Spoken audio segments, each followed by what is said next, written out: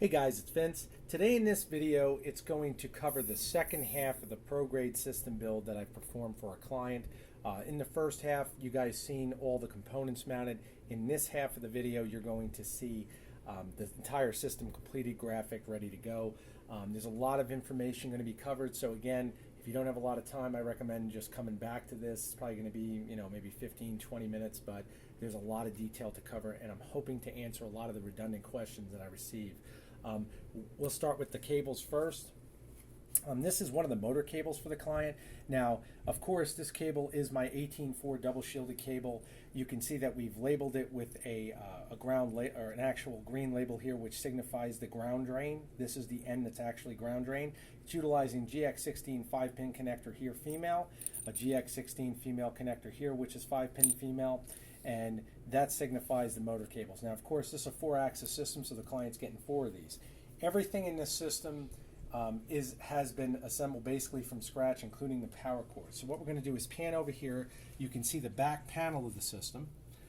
First things we've got is our 4 ports for our motors, which are GX16 5-pin, and you can see I installed the moisture covers, which you guys should have installed. Okay, everything is set there. These just snap on, the rubber covers. What you see here is, of course, my systems are always fully graphic. I've got about 8 hours in graphics on this system. Always to let the clients know that you guys can service your system. I cannot stand looking at a system and not having that. Many of you already realize that from my channel. You can see I'm explaining to the client that he needs to plug in the end of the motor cable that has the green label on it in order for it to properly ground drain, which you'll see inside the chassis once we get there. Once again, you can see another graphic underneath explaining that the GX16 5-pin for our motor connector, which again, the motor leads technically, I should say most of the time, on most systems do not match the leads used inside the enclosure in the controller. So again, most of you guys then find a headache when you go to actually service the system. You're like, well, the motor leads are totally different color than what's used inside the system, so I don't know what matches. Once again, we eliminate that problem by disclosing to the client the exact motor pinouts as far as leads and the polarities for his motor connectors, GX16 5-pin, so he knows exactly what's up.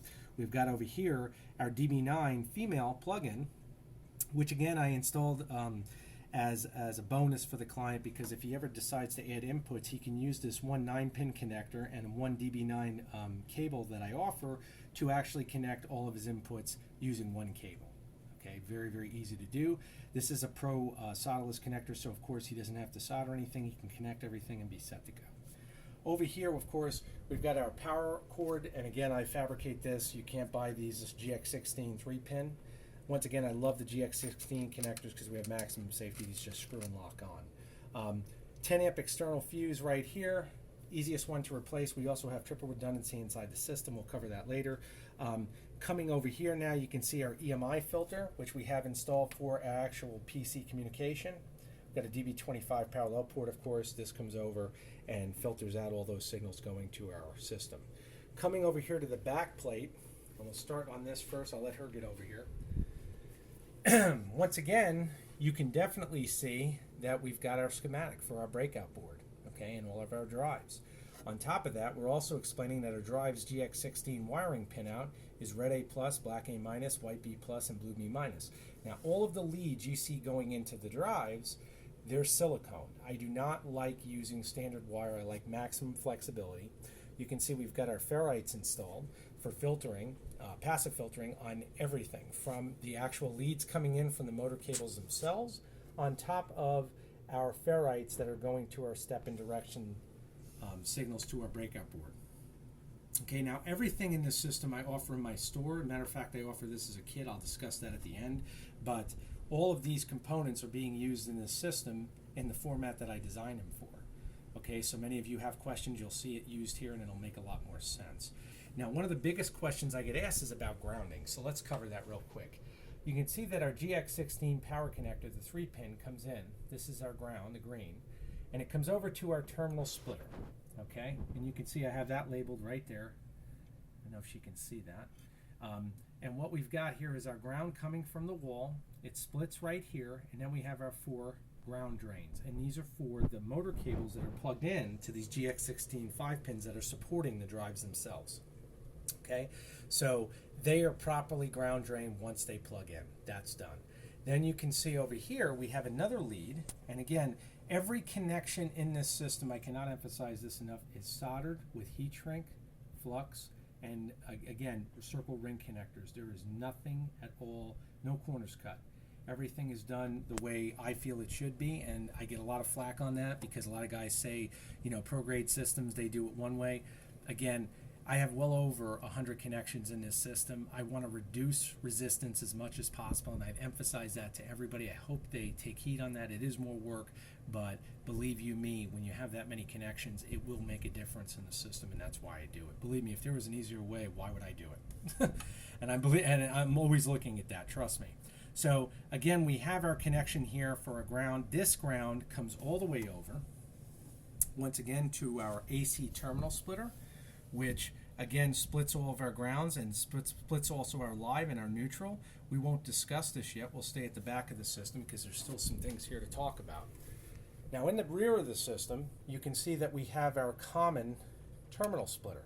I get asked about this a lot. Your drives each have a common lead that go to them.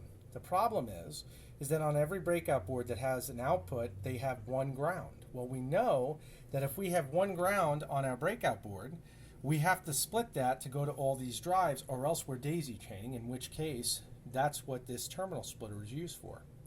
Okay, so what you see here is terminals, or I should say leads, coming from that bar to each point in the drive, so we have no actual daisy chaining. On top of that, it is of course toollessly mounted. Now that being said, you can also see another thumb nut right over here, and that thumb nut, and there's one on the opposite side, allows this entire heatsink module with the drives to come out. Okay, once again, super fast servicing. On top of the fact, there are times when you may not want to remove the entire module. Now when I say the module, you can see we have 3 axes of drives actually mounted here. We have one more axis here because he ordered a 4-axis system. However, this actual bracket will support 2 more drives, giving him essentially a 6-axis system. So if he did not want to remove this whole module and just wanted to remove this top half, all he would have to do is undo these thumb nuts and he can remove this in sections. So it's all set. Another unique feature, because when these drives are mounted like this, it makes it very hard to visualize the LEDs that are on the drives down here. Well, I used a piece of mirror chrome so that we could actually see the drives and the LEDs when they're actually on. And one of the unique features about the G203Vs is once they actually send step and direction signals, you'll see the LED change colors, so we can actually analyze his drives with them mounted using that mirror vinyl. Again, I wanted to make it easy for him to actually service and use the system. So coming now on the side of the system, we'll discuss our cooling system. And actually I'll have her pan back real quick because I want her to, there we go. You can see that each panel on this system, and I cannot emphasize this enough, it breaks down individually. Most electrical enclosures, many of you already realize if you've worked with them in the past, number one, they're steel. This is aluminum. So it's much, much, much lighter. On top of that, due to the fact that each of these panels can be removed independently, you basically can service this system and add to it at will in a much, much, much more user-friendly format. That being said, the cooling system utilizes 2 3-point terminal splitters. One for the hot, you can see red, one for the ground or the negative, and we see black, and you can see everything is labeled. Okay, we have a spacer between this one, which is a nylon spacer, so we don't damage our graphic, and it's labeled as well. And again, toollessly mounted. What's really unique about this, you can see that we have our wire tie here. If the client removes the wire tie and then removes the 2 power leads coming into the power supply, and this is one of my new dual rail 48 volt 5 volt power supplies. Why is it dual rail? Well, we've got 48 volts going to our cooling system, and then we have 5 volts going to our breakout board. Okay, it eliminates the need for 3 power supplies, eliminates excess EMI, and of course we're saving some real estate. It's a little bigger power supply, but it covers everything. Okay, so again, once he removes these 2 leads and removes this wire tie, he removes then these 5 screws on the bottom, and this entire cooling module comes out of the system. Now, what you guys may notice already is the fact that this enclosure only has 2 holes, and the only holes it has is for a cyclonic cooling system, and I'm going to discuss that real quick. Many of you are not aware what that means. Many of you in the PC world know it as a push-pull configuration. How this works is real simple. This fan is pulling air in, and as the air comes in, it shoots over our heat sinks and our drives, bounces and ricochets off this panel here, comes back over with the heat and carries it out with this fan actually extracting the heat, so therefore this enclosure never gets hot. Okay? This is the proper cooling system when you have a pro-grade system. That's basically where you should want to be. The larger the chassis is, anything past 10 inches in the sense of height and width, this chassis, again, we're dealing with 24 inches long by 17 wide. We need this type of cooling system, okay? I highly recommend going with this. Also, you'll notice that the fans are thumb screw mounted for, once again, toolless servicing. Let's go over details of the fans. They're 48 volt. They accelerate from 0 to 10,000 RPM in under 2 seconds. You will hear that when I cycle the power on. Okay, these are not PC cooling fans. These are 60 by 38 mil Sanyo fans. They are industrial rated and they are brushless to 100,000 hours. So they will definitely last the life of the system. That being said, I'm going to just turn the system carefully. I'll let her get in position and show you the actual cooling fan, or I should say the fan filters, which are metal. And of course I choose metal because the high volume of airflow is imperative when we're dealing with these kind of fans. On top of that, if you guys have seen those foam filters, they disintegrate over maybe 2-3 weeks of use, especially if you go to clean them once or twice. These will last the life of the system. But more importantly, they actually integrate into the chassis because they're metal, which means when we mount metal on a conductive surface, which again, this is dipped in a conductive coating, the actual chassis, this fan filter is metal. It will dissipate all EMI. So essentially you have a fully electrical Faraday cage. Once the lid is on this, it's fully conductive and the electronics are basically shielded. It acts as a giant shield because again, even our ports are utilizing a metal mesh grill, okay? And of course, graphics have been applied there as well. Front of the chassis. You can see, of course, we've got our graphics, power LED switch. I'm gonna let her get back into position. We'll cover now moving to the front of the unit, or I should say on the side, then we'll move to the front. You can see we've got our 72 volt power distribution, once again, toollessly mounted. All of the leads going to the drives, they're all set. You can see the ring connectors all set up. 72 volt, everything is once again labeled. And then as we come to the front of the system, you can see, matter of fact, we got some dust there. You can see that we've got our terminal lugs, and you can see the spacing here. And of course, I've spaced these properly so that if the client had to replace this power supply, he would never have to disturb all of his wiring here. He simply undoes these with his fingers and undoes the screws and can replace the power supply without actually disturbing anything else. Okay? Makes it very, very simple to disassemble and reassemble should he have to. Coming over here again to our breakout board, you can see that we've got the other ground splitter. And again, this is our inputs common. We're coming over here. We go to our terminal splitter right here. I get a lot of questions on why my breakout board includes 2 terminal splitters. Well, now you know why. One is for the common and one is for our inputs terminal split. And you can see the ground here being split and the ground there, and it all makes sense.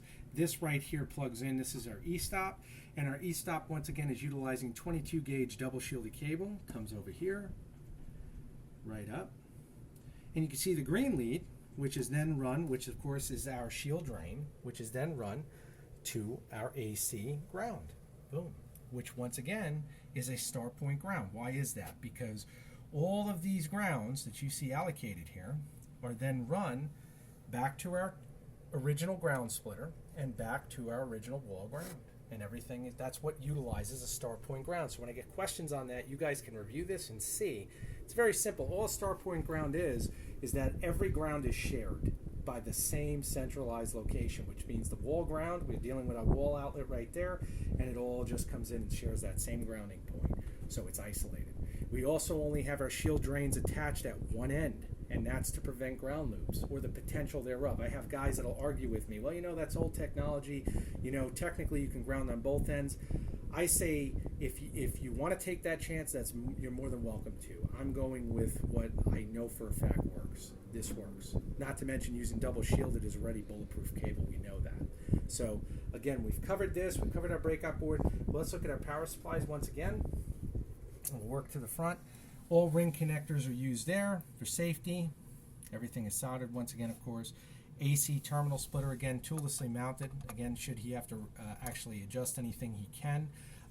Once again, I can't emphasize enough, once these panels are removed, the side panels, accessing the system to work on it is a joke. I mean, it's minutes, literally. So again, that's all set. I'm going to turn it on now. Now, just so everybody knows, because I know there's some fan critics out there as far as decibels. First of all, once the lid's on, the unit's going to be much quieter. We are moving 120 cubic feet of air a minute. Okay, so once again, cyclonic action like this. That being said, when you're running your spindle, and I've debated this numerous times, unless you think you're running in a library, that noise is going to be drowned out once you're milling. Okay, but that we'll turn her on right now.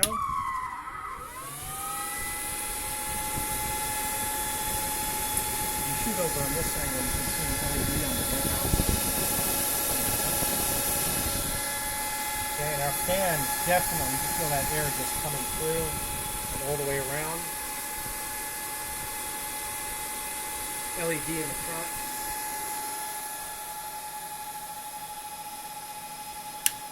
And you're all set.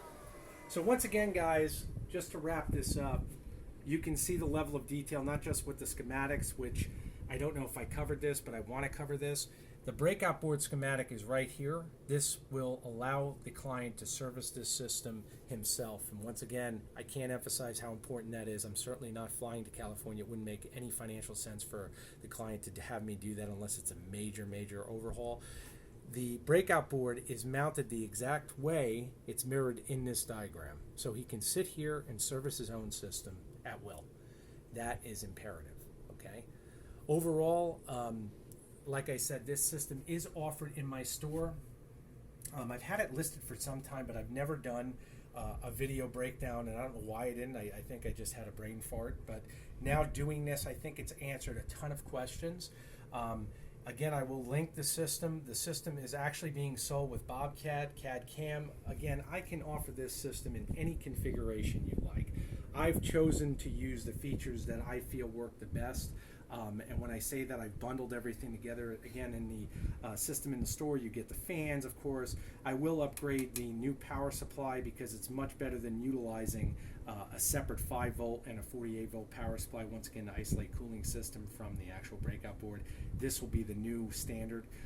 Again, I've said this in numerous times. I want you guys to have my latest components. If I upgrade something, I don't charge you for it. I just include it. That's just the way I think business should be. But seeing this, I hope to have answered many questions. I know I've probably raised some more questions, and that's fine. If you guys have questions or require quotes, please message me direct at storm2313@gmail.com. I'll get back to you as soon as possible. You can also message me through my eDealer Direct store on eBay. I will put a link to that description, and this way you'll have both means of contact.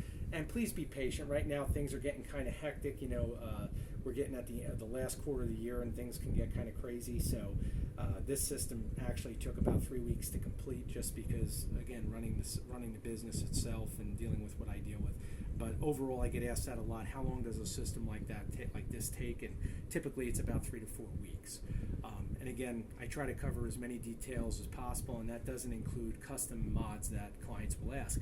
No system is cookie cutter. I cannot emphasize that enough. If you guys want something custom, I can build anything you want, and I've discussed this many times. The question is, does it fit your budget, and is it really applicable to what you're doing? I mean, that's why I try to talk to many of you on the phone, because it's much easier to cover a lot of ground that way. It's faster, and we get a good feel for what you need. So again, I hope the video has been helpful. I thank you all for your support, my subscribers. I love you guys. Take care.